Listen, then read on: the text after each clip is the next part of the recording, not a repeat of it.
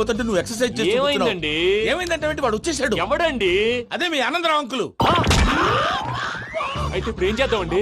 ఏం చేస్తా ఉంటావేటయ్యా, గోడ దూకి పైపోవడమే. పారిపోతే మరి పూజ సంగతి? పూజ తీసుకుని వెనకాల వచ్చేసాను. ప్రణీత్ బాబు పెద్ద మిమ్మల్ని రమ్మన్నారండి. మిమ్మల్ని రమ్మంటున్నారంట, వెళ్ళండి. మిమ్మల్ని కూడా రమ్మన్నారండి. మిమ్మల్ని కూడా రమ్మన్నారంట. మాకు వినపడింది లేదు. అయితే పదండి. పదండి. బాబు ప్రణీత్, ఈయన తెలుసండి, మా Tadipatri Anandarao uncle.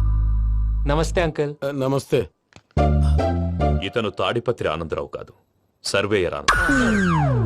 Industry land పనులు అప్పజెప్దామని పిలిపించాను. పరిచయం చేసేలోపు ఏదో కంగారు ఎందుకు? అంటే ఈయన కూడా మా ఆనందరావు అంకుల్ ఎత్తుగా దిట్టంగా ఉంటేను.